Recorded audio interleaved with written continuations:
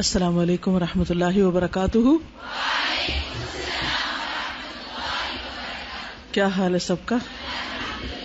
الحمد للہ. آج کیا تاریخ ہے؟ 30 کیا؟ ذی القعدہ. کس کس کو ذو الحجہ کا انتظار تھا؟ ماشاءاللہ سبھی بےتاب تھے. ہیں کیوں انتظار تھا؟ کیونکہ بہت افضل دن آنے والے ہیں. ٹھیک ہے، تو چلیں تھوڑی سی بات اس کی کر لیتے ہیں. جسٹ ریمائنڈر، آپ سب نے پڑھا تو ہے لیکن میرا دل چاہ رہا تھا آپ سب کے ساتھ بیٹھ کے تھوڑا سا ذکر اور کر دوں، کیونکہ یاد دہانی فائدہ دیتی. یہ سب باتیں صرف جاننے کے لیے تو نہیں ہوتی، اصل چیز تو عمل ہے کہ ہم کچھ کرنے والے بھی بنے. ٹھیک ہے، تو انشاءاللہ ہم اسی سے شروع کرتے ہیں. نحمدہ ونصلی علی رسولہ الکریم، اما بعد فاعوذ باللہ من الشیطان الرجیم. بسم اللہ الرحمن الرحیم. رب اشرح لی صدری ویسر لی امری واحلل عقدۃ من لسانی یفقہوا قولی. شروع کرتی ہوں اللہ کے نام سے جو بے انتہا مہربان نہایت رحم فرمانے والا ہے. والفجر ولیال عشر، قسم ہے فجر کی اور 10 راتوں کی. والشفع والوتر، اور طاق اور جفت کی. حل فی ذلک قسم لذی حجر، کیا اس میں عقل والوں کے لیے کوئی قسم ہے، کوئی گواہی ہے، کوئی نشانی ہے. اللہ سبحانہ وتعالی نے فجر کی قسم کھائی اور اس کے بعد 10 راتوں کی قسم کھائی. یہ 10 راتیں کون سی ہیں؟ ان سے مراد ایک تو رمضان المبارک کا آخری عشرہ، کیونکہ رمضان المبارک کے پورے مہینے میں آخری 10 راتیں یا 9 راتیں بہت ہی فضیلت والی ہیں. عربی میں چونکہ لفظ لیل رات اور دن دونوں پر بولا جاتا ہے، اس لیے اس سے مراد عشرہ ذو الحجہ کے پہلے 10 دن بھی لیے جاتے ہیں. تو اللہ سبحانہ وتعالیٰ نے ان کی قسم کھائی. والشفع والوتر، اور جفت اور طاق کی قسم. یہ کیا ہے؟ جفت جو ہے یہ یوم النحر ہے 10واں دن، اور طاق یوم عرفہ ہے 9واں دن. حل فی ذلک قسم لذی حجر، تو عقل مند لوگوں کو ان آیات میں غور کرنا چاہیے کہ اللہ سبحانہ وتعالی نے اس کی قسم کیوں کھائی ہے. یہ اللہ سبحانہ وتعالی کا ہم سب پر بہت بڑا فضل ہے کہ اس نے ہمارے لیے عمل کی راہیں، درجوں کی بلندی کے حصول کی راہیں ہمارے لیے ہموار کی، اور ہمیں ان تمام چیزوں کے بارے میں بتا دیا جن میں ہماری دنیا اور آخرت دونوں کا فائدہ ہے. جس طرح ہر چیز کا ایک موسم ہوتا ہے، سبزیوں کے موسم ہوتے ہیں، پھلوں کے موسم ہوتے ہیں، شادیوں کے موسم ہوتے ہیں، اور کون سے موسم ہوتے ہیں؟ سردی گرمی کے موسم، لیکن وہ تو ویدر کے معنوں میں استعمال ہوتا ہے نا. یہاں میری مراد یعنی خاص مواقع، یعنی موسم سے مراد خاص مواقع. اسی طرح فرما برداریوں کے بھی موسم ہوتے ہیں، نیکیوں کے بھی موسم ہوتے ہیں. تو نیکیوں کے مواسم میں ایک تو کچھ عرصہ پہلے ہم نے ایک موسم انجوائے کیا، اور وہ تھا رمضان المبارک کا موسم یا رمضان المبارک کا مہینہ. اور اس کے بعد یہ بھی اللہ سبحانہ وتعالیٰ کا فضل ہے کہ اس نے ہمیں ذی القعدہ کا حرمت والا مہینہ دیا، جس میں اجر و ثواب عام دنوں کے مقابلے میں نیکیوں کا بڑھ جاتا ہے. اور ذی القعدہ کے اختتام پر ذی الحجہ کا جب آغاز ہو رہا ہے تو یہ مہینہ بھی بہت برکت اور فضل والا ہے، خاص طور پر اس کے پہلے 10 دن جن کی اللہ سبحانہ وتعالیٰ نے قسم کھائی ہے. ان 10 دنوں کو باقی سال کے دنوں پر کیوں اہمیت اور فضیلت دی ہے؟ تاکہ ہم ان میں زیادہ سے زیادہ نیک اعمال کریں. ہمارے آئندہ 10 دن باقی دنوں سے مختلف ہونے چاہیے. روزانہ کی روٹین میں ہم جو نماز روزہ صدقہ خیرات کرتے ہیں وہ تو کرتے ہی ہیں، لیکن ان دنوں میں اس موسم میں ہمیں خاص طور پر نیکیوں میں بھاگ دوڑ کرنی ہے، کثرت سے نیک کام کرنے ہیں اور ایک دوسرے سے آگے بڑھنا ہے. فاستبقوا الخیرات، ان کو نہیں دیکھنا جو ان دنوں میں بھاگ دوڑ نہیں کر رہے، کہ اچھا وہ بھی تو سو رہا ہے میں بھی سو جاؤں، وہ بھی تو نہیں کر رہا میں بھی نہیں کرتا، بلکہ ان کو دیکھنا جو ہم سے آگے ہیں، جو نیک کام کر رہے ہیں. اور حقیقت میں نیک کام وہ ہوتا ہے جس کو کرنے کے بعد انسان اپنے رب کے قریب ہوتا ہے. رب العالمین، جس نے پوری کائنات بنائی، جس نے مجھے اور آپ کو پیدا کیا، جس نے ہمیں ہر نعمت سے نوازا، جس نے ہمیں ہر طرح کا رزق عطا کیا، اس کے شکرانے کے طور پر ہمیں ایسے کام کرنا ہے جس سے ہمارا رب ہم سے راضی ہو جائے. تو رب کو راضی کرنے اور رب کا قرب پانے کا موسم آ رہا ہے، وہ دن آ رہے ہیں. ان دنوں کے بارے میں رسول اللہ صلی اللہ علیہ وسلم نے خود گواہی دی ہے کہ یہ سال کے بہترین دن ہیں. اور اللہ سبحانہ وتعالیٰ نے کیا گواہی دی قسم کھا کر، وَلَيَالٍ عَشْرٍ، کہ یہ بھی عظمت والی چیز ہے، اس کی طرف توجہ کرو. هل فی ذلک قسم لذی حجر. تو ہم سے کیا مطلوب ہے؟ ہم سے مطلوب ہے نیک اعمال کی کثرت اور اچھی طرح ان دنوں کا استقبال اور ان میں اچھے کام کرنے کی پلاننگ. جب آپ کسی بھی خاص موسم میں کسی خاص تہوار کا استقبال کرتے ہیں تو سب سے پہلے کیا کرتے ہیں؟ پلان کرتے ہیں. اس کے بعد مثلاً عید آ رہی ہے تو اس پلاننگ میں پہلی چیز کیا شامل ہوتی ہے؟ گھر کے حساب سے سوچیں. گھر کی صفائی، یس، پہلے صفائی اور اس کے بعد سجاوٹ. تو عشرہ ذی الحجہ کا استقبال بھی ہم اسی طرح کریں گے کہ ہم اپنی صفائی کا اہتمام کریں گے. ایک صفائی ستھرائی تو جسمانی ہوتی ہے کہ انسان، خاص طور پر وہ لوگ جو قربانی کرنے والے ہیں، وہ اپنے ناخن، بال اور باقی اپنی جسمانی صفائی ستھرائی عشرہ ذی الحج کے آنے سے پہلے ہی کر لیتے ہیں، کیونکہ اگلے 10 دنوں میں یہ سب کچھ ممنوع ہو جاتا ہے.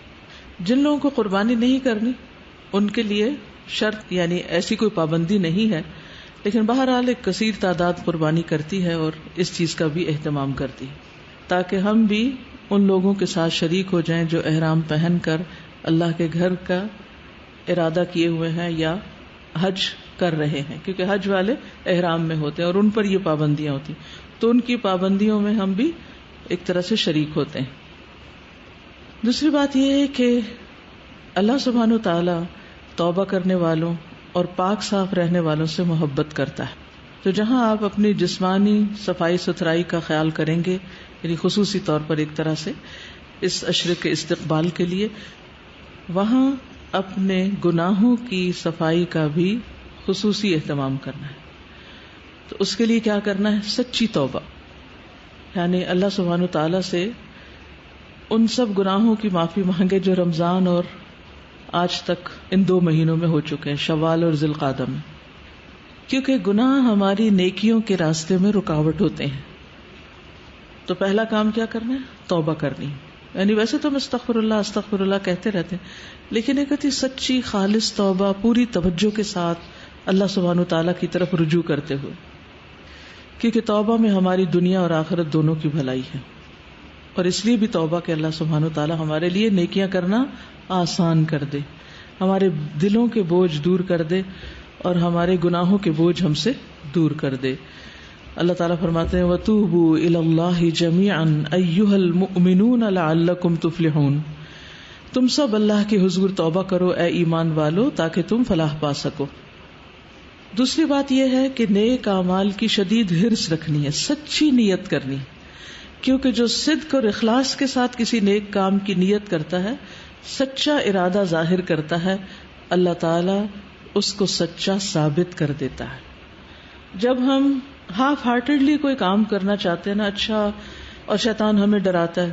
2 دشمنوں کا تو آپ کو پتہ ہی، ایک اندر بیٹھا ہوا ایک باہر ہے، 2 طرف سے زد میں ہے. ایک کا مقابلہ پھر بھی آسان ہوتا ہے، لیکن 2 کا مقابلہ تو اور مشکل ہو جاتا ہے. تو بہرحال ہمارے اندر کا نفس جو ہے وہ کیا کہتا ہے، ابھی تو بہت گرمی ہے، ابھی تو بہت کام ہے، بہت مصروفیت ہے، روزہ کیسے رکھیں گے.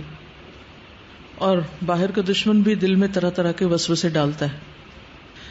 تو ان سے نجات حاصل کرنی، اس کا حل کیا ہے کہ انسان اپنے اندر سچا ارادہ اور نیت کر لے. جس کی نیت میں صدق ہوتا ہے اس کے لیے پھر عمل ہو جائے تو بہت اجر، نہ بھی ہو سکے کسی وجہ سے تو اللہ سبحانہ وتعالیٰ اس کو اس کے لیے لکھ دیتا ہے. والذین جاہدوا فینا لنہدینہم سبلنا وان اللہ لمع المحسنین. جو لوگ ہماری راہ میں جد و جہد کرتے ہیں ہم یقیناً انہیں اپنی راہیں دکھا دیتے ہیں اور اللہ یقیناً محسنین کے ساتھ ہے. تیسری چیز، آئندہ عشرے میں عبادت کے ساتھ ساتھ گناہوں سے دوری اختیار کرنا. اپنا محاسبہ کیجئے کہ اب تک کون سے گناہ ہیں جو میں نہیں چھوڑ پا رہی. مجھے پتا ہے یہ گناہ ہے اور پھر بھی میں نہیں چھوڑ رہی، تو ان کو شعوری طور پر چھوڑنے کا ارادہ اور ان سے دوری. یعنی ہر وہ کام جس سے انسان اللہ سبحانہ وتعالیٰ کی رحمت سے دور ہو جاتا ہے اس کو چھوڑ دینا ہے. اس لیے گناہوں کو چھوڑنے کا ارادہ اور اس کے لیے کوشش اور اس کے ساتھ ساتھ نیکیاں کرنے کا پکا ارادہ. ٹھیک ہے، اللہ سبحانہ وتعالیٰ سے ہمیں دعا کرنی ہے کہ اللہ تعالیٰ ہمیں توفیق عطا فرمائے. اب کچھ باتیں ہم عشرے کے حوالے سے کریں گے. اس کا ہر دن قیمتی ہے، ہر دن ہمیں نیکیاں کرنا ہے، لیکن خاص طور پر جو اس عشرے کا افضل ترین دن ہے وہ کون سا دن ہے؟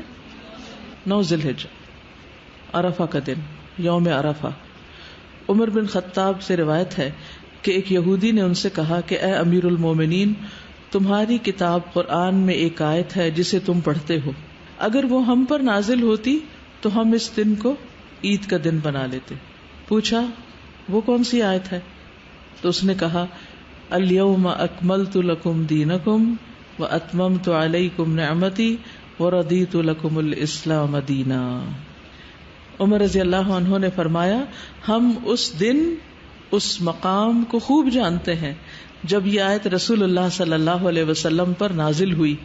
اس وقت آپ عرفات میں جمعہ کے دن کھڑے ہوئے تھے. تو گویا قرآن کا آغاز کب ہوا تھا؟ نبی صلی اللہ علیہ وسلم کو نبوت کب ملی تھی؟ رمضان میں. اور تکمیل کب ہوئی؟ ذی الحجہ میں. کہ اللہ سبحانہ وتعالیٰ نے خود فرمایا الیوم اکملت لکم دینکم، آج میں نے تمہارے دین کی تکمیل کر دی، تمہارے لیے دین مکمل ہو چکا ہے. تو آغاز بھی بابرکت اور اختتام بھی بابرکت.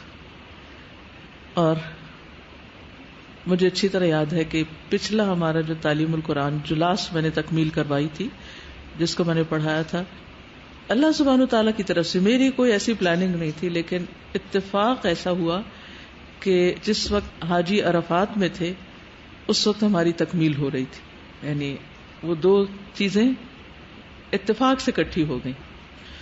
تو بہرحال یہاں تو ہم چھٹی کرتے ہیں نا اس دن، اس لیے کوئی کام ہو نہیں سکتا کیونکہ آپ نے روزہ رکھنا ہے 9 ذی الحج کا. تو 12 تو اس لحاظ سے بھی یہ دن بہت افضل دن ہے، عرفات کا دن. اور پھر اس دن حاجیوں اور غیر حاجیوں دونوں کی بخشش ہوتی. 9 ذی الحجہ کا دن نبی صلی اللہ علیہ وسلم نے فرمایا تمہارا دوپہر کے بعد عرفات میں کھڑے ہونا، قیام، وقوف، کیونکہ بہت سے لوگ حج کرنے جاتے ہیں اور وہ وقوف نہیں کرتے، اپنے خیموں کے اندر ہی بیٹھے رہتے ہیں یا لیٹ جاتے ہیں یا کھانا کھا کے سو جاتے ہیں کہ ہم حج کر رہے ہیں. تو اس دن اگر دھوپ زیادہ نہ ستائے تو کھلے آسمان کے نیچے خیمے سے ذرا باہر نکل کر کھڑے ہو کر دعائیں مانگیں. تھک جائیں تو بیٹھ بھی جائیں، لیکن وقوف زیادہ بہتر ہے. یہ تو عرفات والوں کے لیے. تو اس دن اللہ سبحانہ وتعالیٰ آسمان دنیا پر نازل ہوتا ہے. ویسے تو اللہ سبحانہ وتعالیٰ کے نزول کا وقت کیا ہے؟ رات کا پچھلا پہر، لیکن اس دن کو نازل ہوتے ہیں اور فرشتوں سے تم پر فخر کرتے ہیں. اللہ تعالیٰ فرماتا ہے کہ میرے بندے میرے پاس کھلے اور گہرے راستے سے پراگندہ حالت میں آئے، تھکے ہارے، پسینے والے، میل کچیل والے، جو میری رحمت اور جنت کے امیدوار ہیں. انہیں اس میدان تک صرف یہی چیز لائی ہے، یعنی یہ مراد ہے. بس اگر تمہارے گناہ ریت کے ذروں یا بارش کے قطروں یا سمندر کی جھاگ کے برابر بھی ہوں تو میں انہیں بخش دوں گا. تو یہ حاجیوں کے لیے بشارت. آپ بھی سچی نیت کر لیں حج کی. ٹھیک ہے، میرے بندو لوٹ جاؤ، تم بخشائے ہو، اور ان کی بھی مغفرت ہے جن کی تم نے سفارش کی. اس کا کیا مطلب؟ یعنی جو وہاں پہنچے وہ باقی اپنے رشتہ داروں، دوستوں، عزیزوں سب کے لیے خوب خوب دعا کریں. تو نہ صرف یہ کہ ان کے وہاں ہونے سے ان کی بخشش ہوگی بلکہ پیچھے والوں کی بھی ہو جائے گی. کتنی بڑی خوشخبری ہے. یہ صحیح الترغیب والترہیب کی حدیث ہے. پھر پیچھے والے اور کیا کریں؟ روزہ رکھیں. اور اس روزے کا ثواب کتنا ہے اور اجر کیا ہے؟ 2 سال کے گناہوں کی معافی. ابو قتادہ انصاری سے روایت ہے کہ آپ صلی اللہ علیہ وسلم سے عرفہ کے دن کے روزے کے بارے میں پوچھا گیا تو آپ نے فرمایا گزرے ہوئے 1 سال اور آنے والے سال کے گناہوں کا کفارہ بن جاتا ہے. ٹھیک ہے. جو لوگ حج پر ہوں وہ عرفہ کے دن روزہ نہیں رکھتے. یہ فرق ہوتا ہے. وہ لوگ بغیر روزے کے دعائیں کرتے ہیں، وقوف عرفات کرتے ہیں، اور جو یہاں ہوتے ہیں وہ کیا کرتے ہیں؟ روزہ رکھتے ہیں. اس دن کی بہترین دعا کیا ہے؟ لا الہ الا اللہ وحدہ لا شریک لہ لہ الملک ولہ الحمد وہو علی کل شیء قدیر. یہ کلمہ وہاں کے لوگ تو پڑھیں گے ہی، آپ بھی یہاں پڑھ سکتے ہیں. تو اس دن خاص طور پر اس کی تسبیحات کیجئے. یہ دن آگ سے آزادی کا دن ہے. حضرت عائشہ فرماتی ہیں کہ رسول اللہ صلی اللہ علیہ وسلم نے فرمایا اللہ سبحانہ و تعالی عرفہ کے دن سے زیادہ کسی دن اپنے بندوں کو دوزخ سے آزاد نہیں کرتا.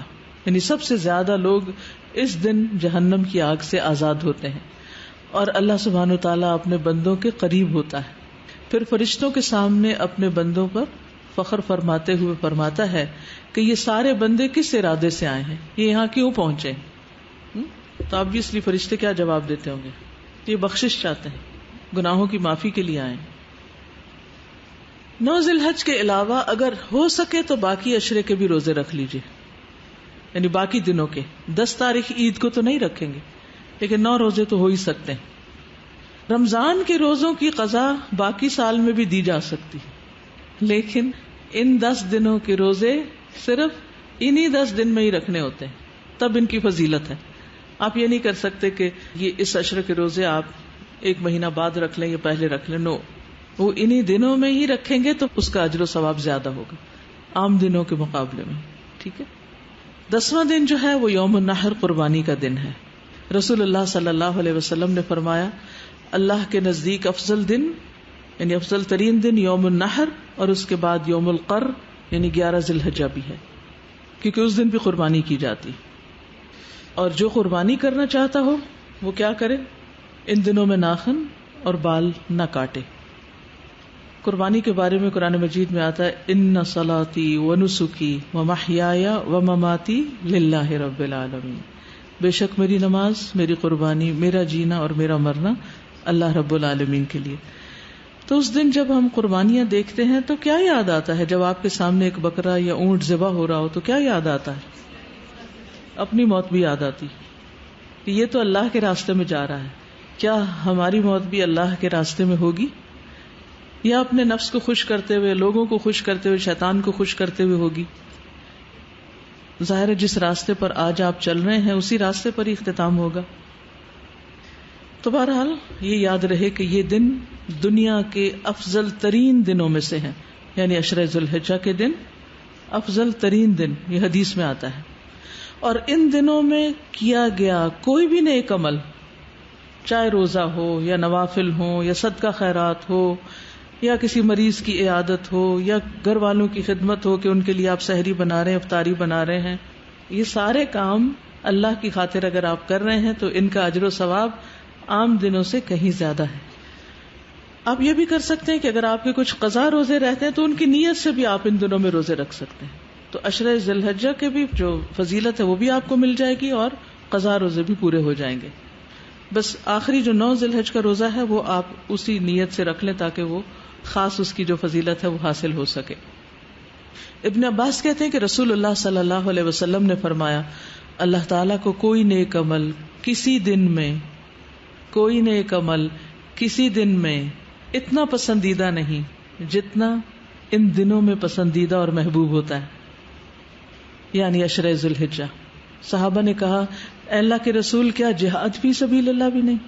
فرمایا نہیں، جہاد فی سبیل اللہ بھی نہیں، مگر جو شخص اپنی جان اور مال لے کر نکلا ہو پھر کچھ واپس نہ لایا ہو، پھر کچھ واپس نہ لایا، یعنی شہید ہو گیا ہو، تو شہادت کا مرتبہ بہرحال بلند ہے۔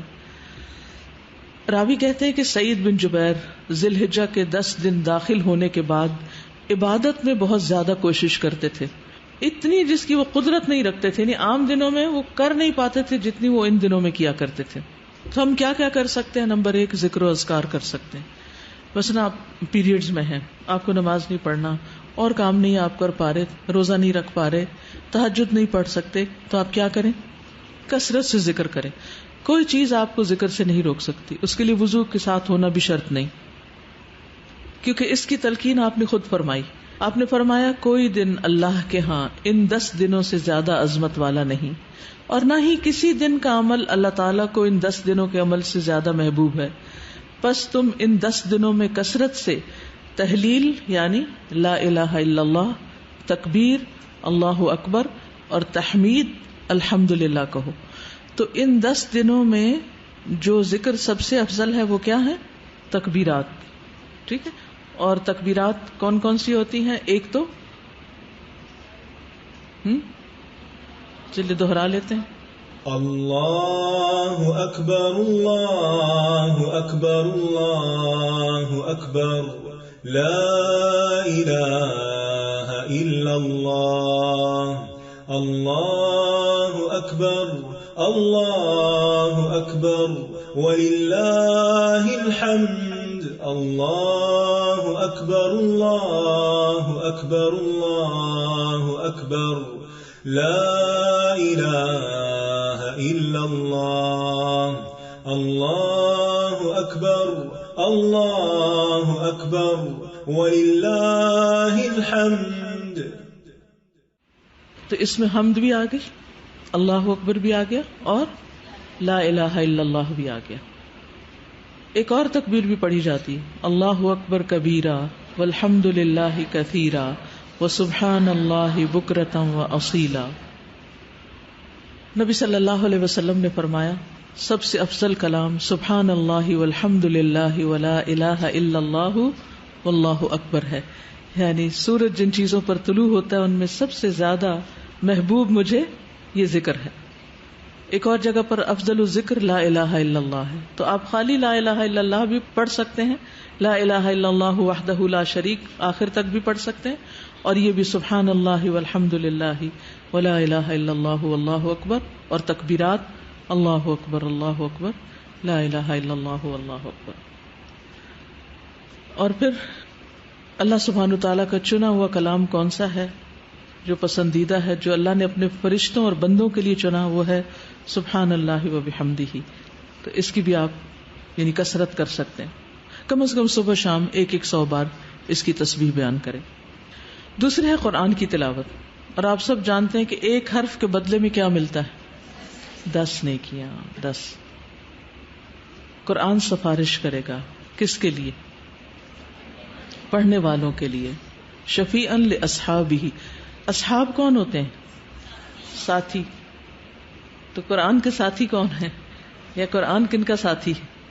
جو اس کو ساتھ رکھتے ہیں۔ ساتھی کون ہوتا ہے؟ جو ساتھ ہوتا ہے۔ تو قرآن مجید کو کہاں رکھیں؟ شیلف پر یا ساتھ؟ ساتھ۔ ایک تو دل میں ہوتا ہے، وہ بھی ساتھ ہوتا ہے، وہ سب سے زیادہ ساتھ ہوتا ہے، اور جو دل میں نہیں وہ آپ کے مصحف میں آپ کے ساتھ رہنا چاہیے۔ آپ دیکھیے کہ جن کے دلوں میں ہے وہ تو بہت ہی خوش قسمت ہے۔ نبی صلی اللہ علیہ وسلم نے فرمایا قیامت کے دن قرآن مجید آئے گا اور کہے گا اے میرے رب اس کو زیور پہنا دیجیے۔ کس کو؟ قاری قرآن کو۔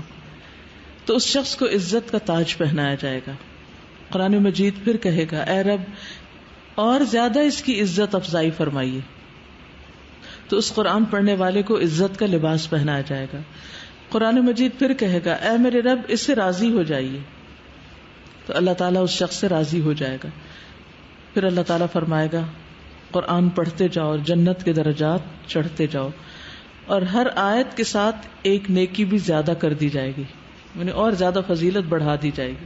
تو اگر آپ سارے کام چھوڑ کے حافظ بننے کے لیے نہیں بیٹھ سکتے ایک جگہ، تو ایک دن میں ایک آیت یا 2 دن میں ایک آیت یا ہفتے میں ایک آیت، یہ تو یاد کر ہی سکتے ہیں نا. کیا خیال ہے؟ اس کے لیے بس آپ کو ایک کام کرنا ہوگا، اور وہ یہ کہ کوئی ایک وقت باندھنا ہوگا. ٹھیک ہے؟ اور وہ وقت آپ کی ٹریولنگ ٹائم بھی ہو سکتا ہے، وہ وقت آپ کا رات کو سونے سے پہلے بھی ہو سکتا ہے، وہ صبح اٹھ کر جو فجر کے بعد تلاوت آپ کرتے ہیں وہ بھی ہو سکتا ہے، وہ کوئی بھی وقت ہو سکتا ہے. بس اس میں آپ ہوں اور آپ کا قرآن ہو اور آپ کی وہ ایک آیت ہو. ایک آیت یاد کر لیں، ہفتہ بعد اس کو دہراتے رہیں، جب 3 ہو جائیں 4 ہو جائیں نمازوں میں پڑھنا شروع کر دیں. اور پھر آپ جب اس کو دہرائیں تو اس پر غور بھی کریں. آیت وہ ہو جس کا ترجمہ آپ کو آتا ہو، اور اسے بار بار دہرائیں، بار بار دہرائیں، بار بار دہرائیں، اور اس میں غور کریں. اور اگر آپ کو تھوڑی سی عربی آتی ہے نا تو آپ گوگل سرچ پر اسی آیت کو پیسٹ کریں، اور نیچے بے شمار لنک کھلیں گے مختلف تفاسیر کے. آپ اس کو ایک کے بعد ایک پڑھتے جائیں. آپ یقین مانیں کہ یہ وقت جو اس کام میں آپ کا گزرے گا اس سے کہیں زیادہ انجوائبل ہوگا جو آپ ایک بہترین کھانے کی میز پر بیٹھیں جس پہ طرح طرح کی ڈشز ہوں، اور آپ کبھی کچھ کھائیں کبھی کچھ کھائیں، اور جب کھاتے جائیں تو طبیعت بوجھل ہوتی جائے. لیکن جب آپ اس مائدہ پر، یہ بھی مائدہ ہے، یہ بھی ایک دسترخوان ہے جس میں لوگوں کی سال ہر سال کی محنتیں ہیں، جس میں انہوں نے ساری زندگی کام کر کے، ارکریزی کر کے، قرآن میں غور و فکر اور تدبر کر کے ان آیات کے بارے میں لکھا ہے، جمع کیا ہے. جب آپ اس کو پڑھتے جائیں گے آپ کا دل، دماغ، ہر چیز روشن ہوتی جائے گی. یوں لگے گا روشنی کے سمندر میں آپ. لیکن یہ چیز تھوڑا سا وقت لیتی ہے. آپ اس کے لیے سنڈے کا دن رکھ سکتے ہیں، جس دن کوئی کلاس نہیں، کچھ نہیں، کوئی دباؤ نہیں، کچھ نہیں، بس انجوائے کریں بیٹھ کے تھوڑی دیر. جو لوگ فقہ القلوب کافی دن سے پڑھ رہے ہیں وہ یہ کر سکتے ہیں. کچھ مشکل ہے، بس ایک آیت، چھوٹی سی آیت، ایک آیت لے لیں. اقبال نے کہا تھا نا، قرآن میں ہو غوطہ زن اے مرد مسلمان. شعر سب کو آتا ہے، دیکھ کتنے لوگ بولے ہیں، لیکن کتنے غوطہ زن بھی ہوئے ہیں پھر جو ڈوبے ہیں اور پھر کچھ موتی نکال کے لائیں. آپ یقین کریں اگر اس طریقے سے آپ پڑھیں گے اور حفظ کریں گے اور نمازوں میں پڑھیں گے، آپ کی نمازوں کی کوالٹی یقیناً بہتر ہوگی، کیونکہ آپ نے مشقت کر کے ایک آیت سیکھی ہے نا. اس وقت جس طرح آپ پڑھ رہے ہیں نا، یہ تو انٹرٹینمنٹ ہے. کسی نے پڑھ کے بول دیا، آپ نے سن لیا اور آپ نے سمجھ لیا، ٹھیک ہے، یہ پہلا سٹیپ ہے، تھوڑا سا آگے بڑھیں. ٹھیک ہے، جو بگنرز ہیں ان کے لیے میں سمجھتی ہوں مشکل، لیکن میری ایک بتائی ہوئی ایک ترکیب جو ہے یہ شاید آپ کو زندگی میں کسی وقت کام آ جائے. یعنی اس قرآن کو اگر آپ نے ساتھی بنانا ہے نا، تو ساتھی جو دوست جو ہوتا ہے نا اس کو تنہائی میں لے کے بیٹھتے پھر مزہ زیادہ آتا ہے باتیں کرنے کا. ایک ہوتا ہے نا سب کے ساتھ، اس کا اپنا ایک مزہ ہے. اس وقت ہم پڑھ رہے ہیں قرآن کی بات، اور ایک یہ ہے کہ سب اپنے اپنے کاموں میں لگے اور آپ لے کے بیٹھے ہوئے تفاسیر، اس کو پڑھ رہے ہیں، اس کو پڑھ رہے ہیں، اس کو پڑھ رہے ہیں، اس کو پڑھ رہے ہیں، روشنی پہ روشنی پہ روشنی پہ روشنی. اور آپ یقین کریں کہ اگر آپ کو 50% بھی سمجھ آتا ہے نا، کئی چیزیں آپ اس میں سے سیکھ جائیں گے. اس پہ نہ کہیں ہمیں نہیں سمجھ آتی عربی، کرنا تو شروع کریں، کر کے تو دیکھیں. کیا دنیا بھر کی چیزیں ہم سرچ کرتے رہتے ہیں. اللہ کا شکر ہم اس دور میں پیدا ہوئے ہیں کہ ہمیں یہ ساری چیزیں اکٹھی ہو کے ایک جگہ مل جاتی. آج سے 10 سال پہلے، 20 سال پہلے یہ لگژری کسی کو حاصل نہیں تھی. مجھے یاد ہے جب میں نے 88 میں PhD کیا، ایک ایک چیز کو ڈھونڈنے کے لیے کتنی کتابیں کھولنی پڑتی تھی، اور مٹی سے اٹی بھی ہوتی تھی، اور بعض اوقات پوری کتاب دیکھ کے تو ایک چیز بھی نہیں ملتی تھی. لیکن یہ الحمدللہ کتابوں کی زیارت بذات خود ایک بڑا ہی بہترین کام ہے. جتنی دیر انسان ان میں ڈوبا رہے، انجوائے ہی کرتا چلا جاتا ہے، اور ایک خاص قسم کی روحانی تسکین ملتی ہے جو کسی بازار کی شاپنگ، کسی کپڑوں کی دکان پہ جا کے اور جیولری پہ نہیں ملتی. یہ الگ ہی ایک دنیا ہے اگر اس کا آپ ٹیسٹ ڈیولپ کریں. دنیا کی چیزیں جب زیادہ ہو جاتی ہیں دل بھر جاتا ہے، یہ جب زیادہ ہوتا ہے دل نہیں بھرتا اور پیاس لگ جاتی. تو بہرحال قرآن کو ساتھی بنا لیں. ساتھی دیکھیے، ہم مصروف بھی ہوتے ہیں نا، تو اپنے دوستوں سے ہفتے میں 1 آدھ دفعہ تو مل ہی لیتے ہیں نا. جا کے ویکینڈ پہ کسی وقت ہم کہتے ہیں اچھا آج کے دن ہم جائیں گے ملاقات کریں دوستوں سے، رشتہ داروں سے. لوگ ویکینڈ پہ کیا کرتے ہیں بتائیے؟ کیا ہوتا ہے آپ کے گھروں میں؟ کھانے پکتے ہیں، دعوتیں ہوتی ہیں. جو لوگ فیملی اورینٹڈ ہوتے ہیں، سوشلائز کرنے والے ہوتے ہیں، وہ ویکینڈ کا انتظار کرتے ہیں، ملتے ہیں، ملاتے ہیں، لوگوں کو بلاتے ہیں، خود جاتے ہیں، سب بیٹھتے ہیں، انجوائے کرتے ہیں. کیسے دل خوش ہوتا ہے سب کو دیکھ کے، مل کے. اس سے زیادہ خوشی ہونی چاہیے ہمیں قرآن کی ایک آیت سمجھ آ جائے. تو بہرحال ابھی آپ کو پورے 1 ہفتے سے زیادہ کی چھٹیاں ہو رہی ہیں اور وہ آپ کے دن ہیں. ٹھیک ہے عید کر لیجئے, ملیے ملائیے, روزہ رکھ لیجئے, سب کچھ, لیکن کچھ نہ کچھ قرآن کے ساتھی جو ساتھ ہو اس کے ساتھ بھی وقت گزاریے. اگر اللہ آپ کو توفیق دے تو اس عشرے میں 1 قرآن ختم کر لیجئے. میں اس لیے مشورہ دے رہی ہوں کہ ہو سکتا ہے سب کو نہ فائدہ دے, مگر ہو سکتا ہے کسی کو فائدہ بھی دے جائے. اس کے تھوڑی سی میں بریک اپ آپ کو بتا دیتی ہوں, شاید اس طرح آپ کو آسانی ہو جائے. کل کسی نے مجھے بڑی انٹرسٹنگ ایک سٹوری سنائی. ایک مشورہ کیا تھا, سورت یاسین شروع ہوئی تو میں نے 4th بیچ میں اپنے اسٹوڈنٹ سے کہا اپنے دوستوں کو لے کر آئے. تو ایک خاتون اپنی ایک دوست کو لے آئی. ان کو اتنی اچھی سورت یاسین لگی, انہوں نے پورے قرآن کی تفسیر و کورس کر لیا, ایک دن آنے سے, ایک دفعہ بلانے سے اور ایک مشورہ دینے سے. پھر ہر ماں اپنے بچوں کے لیے حریص ہوتی ہے. بہرحال کورس کے دوران میں نے ایک اور مشورہ دیا کہ بچوں کو باہر پڑھنے بھیجنے سے پہلے ان کو راستے میں عمرہ کروا دیں. تو ان کے بیٹے نے امریکہ جاتے ہوئے راستے میں 2 دن کے ٹرانزٹ ویزے پہ عمرہ کیا. عمرے سے اس کا دل بدل گیا. تو دنیا ہی کچھ اور ہے, وہ دل بدلنے والی جگہ ہے. تو بہرحال جب وہ وہاں پہنچا تو اتفاق سے جو اس کا کلاس فیلو تھا اس کے کمرے میں تفسیریں رکھی ہوئی تھی. اس نے وہاں جا کے تفاسیر پڑھنی شروع کر دی اور پھر اس نے وہیں پر کام وغیرہ کیا کچھ سال, وہیں پر شادی کی ایک دیندار لڑکی سے, پھر وہ اس کو لے کے واپس پاکستان آ گیا. تو بہرحال کہنے کا مطلب یہ ہے کہ ایک مشورے سے کیا ہوا, اگلا سٹیپ, اگلا کا واپس وہیں آ گئے جہاں سے چلے تھے. تو یہ مشورہ بھی اس لیے دیتی ہوں شاید آپ عمل کر ہی سکیں.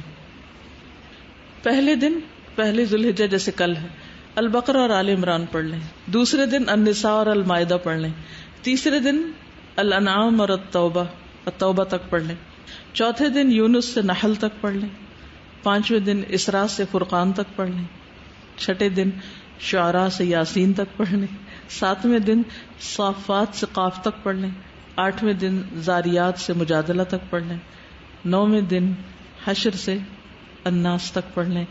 10ویں دن کا آپ کو کچھ نہیں بتا رہی کیونکہ عید کا دن ہوگا, پھر آپ کی حقیقی عید ہوگی کیونکہ آپ کا قرآن بھی ختم ہو چکا ہوگا. اگر کسی وجہ سے 1-2 دن ابھی جو نہ کر پائیں تو جو چھٹیاں ہوں گی اس میں کر لیں. بہرحال کسی اور کو مشورہ دیتے ہیں, شاید اس کو فائدہ دے دے. اسی طرح نوافل جو ہیں, نوافل اللہ سبحانہ و تعالیٰ کا قرب عطا کرتے ہیں. قرب اللہ تعالیٰ فرماتے ہیں, صحیح بخاری کی حدیث ہے اور حدیث قدسی ہے, میرا بندہ جن جن عبادتوں سے میرا قرب حاصل کرتا ہے ان میں کوئی عبادت مجھے اس سے زیادہ محبوب نہیں جو میں نے اس پر فرض کی ہے. اور میرا بندہ فرض کے بعد نفل عبادت کر کے, فرض کے بعد میں نے اپنے پاس سے لگایا حدیث کے لفظ نہیں, یعنی فرض تو ہو گئے, نفل عبادت کر کے مجھ سے اتنا قریب ہو جاتا ہے کہ میں اس سے محبت کرنے لگتا ہوں. تو نوافل کیا ہے؟ اللہ سبحانہ تعالیٰ کی محبت حاصل کرنے کا ذریعہ.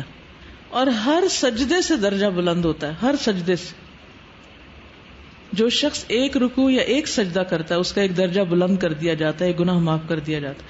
اور قیامت کے دن انسان کو کتنی حسرت ہوگی جب اپنے سے اوپر والے درجے والوں کو دیکھے گا. اور پھر حدیث میں آتا ہے, مسند احمد کی روایت ہے, مسلمان بندہ جب اللہ کی رضا حاصل کرنے کے لیے نماز پڑھتا ہے تو اس کے گناہ اس طرح جھڑ جاتے ہیں جیسے اس درخت کے پتے جھڑ رہے ہوں, یعنی جو سوکھا ہوا درخت ہوتا ہے. اور جب نماز کے لیے انسان کھڑا ہوتا ہے تو سارے گناہ لا کے اس کے کندھے پہ رکھ دیے جاتے ہیں. جب رکوع اور سجدہ کرتا ہے تو اس کے گناہ بھی اس سے جھڑ جاتے ہیں. السلسلہ صحیحہ کی حدیث. پھر ان دنوں میں صدقہ خیرات کرنا ہے. وَأَنفِقُوا مِمَّا رَزَقْنَاكُمْ من قبل ان يأتي احدكم الموت فيقول رب لولا اخرتني الى اجل قريب فاصدق واكن من الصالحين. اور اس میں سے خرچ کرو جو ہم نے تمہیں دیا ہے اس سے پہلے کہ تم میں سے کسی کو موت آ جائے, پھر وہ کہے اے میرے رب تو نے مجھے قریب مدت تک مہلت کیوں نہ دی کہ میں صدقہ کرتا اور نیک لوگوں میں سے ہو جاتا. موت کے بعد انسان کو بہت ریگریٹس ہوں گی. حضرت عمر جب فوت ہو رہے تھے تو انہوں نے کیا کہا تھا, کیا قول تھا ان کا؟ اللہ کی قسم اگر اس وقت مجھے زمین بھر بھی سونا مل جائے تو میں کیا کروں؟ صدقہ کر کے قبر کی آگ سے, جہنم کی آگ سے بچنے کی فکر کروں. موت تو آنی ہے نا ہم سب پہ. ہمیں نہیں پتا کب آ جائے. کچھ نہ کچھ صدقہ ان دنوں میں ضرور کرنا ہے. اور پروجیکٹ میں نے آپ کو پہلے سے بتا رکھا ہے کہ اس وقت میرے خیال میں بیسٹ صدقہ جو ہے وہ یہ کہ ہم اپنے آئندہ کے لیے ایسی جگہ انویسٹ کریں. آپ یوں سمجھیں جیسے آپ نے کسی انویسٹمنٹ بینک میں پیسہ ڈالا ہے جس کا پروفٹ آپ کو ساتھ ساتھ ملتا رہے گا, جتنا بھی اس سے صدقہ جاری آئے گا. یا اس کی نئی بلڈنگ جو آپ کے سامنے بن رہی. کل الحمدللہ مجھے اسکول کے 3 کیمپس وزٹ کرنے کا موقع ملا, اور جب میں ایک جگہ پر داخل ہو رہی تھی, بالکل چھوٹے چھوٹے بچے تکبیرات پڑھتے ہوئے وہاں سے نکل رہے تھے. تو میں سوچ رہی تھی کیا ہم میں سے کسی نے اس عمر میں تکبیرات پڑھی ہیں؟ ہمیں کسی نے بتایا اس عمر میں کہ ان 10 دنوں میں تکبیرات پڑھی جاتی ہیں؟ ہم میں سے تو کئی لوگ اپنے بڑھاپے کو پہنچ چکے اور انہیں نہیں پتا چلا کہ یہ تکبیرات پڑھنے کے دن ہیں. اور ان کے لیے وہ سارے ماڈلز وغیرہ بنائے جا رہے تھے جس میں ان کو عشرہ ذی الحج کی تھیم آ رہی تھی ان کی, کہ وہ ریفریش کرے, بچوں کو پتا چلے کہ حج کیا ہے اور کیسے کرنا ہے اور کیا فائدہ ہے ان دنوں کا. تو جو تعلیم بچپن سے دے دی جاتی ہے اس کا فائدہ ہی کچھ اور ہے. تو بہرحال تو صدقے کو معمولی نہیں سمجھنا, خواہ کھجور کا ایک ٹکڑا ہی کیوں نہ ہو. اور جو اللہ کی راہ میں کوئی چیز خرچ کرتا ہے اس کے لیے اس کا 700 گنا اجر لکھا جاتا ہے. سنن ترمذی کی روایت ہے. نفقہ فی سبیل اللہ, اللہ کے راستے میں, اللہ کے دین کے راستے میں. پھر روزوں کا اہتمام, روزے کا اجر. اللہ سبحانہ وتعالیٰ فرماتے ہیں الصوم لی وانا اجزی بہ, روزہ میرے لیے میں خود جزا دوں گا. اس کی جزا کتنی بڑی ہوگی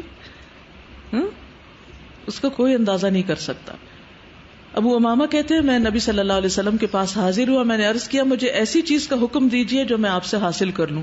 آپ نے فرمایا روزہ رکھا کرو کیونکہ اس جیسی کوئی چیز نہیں, کیونکہ اس کے اجر اللہ تعالیٰ نے اپنے ذمہ لے لیا, وہ خود دے گا.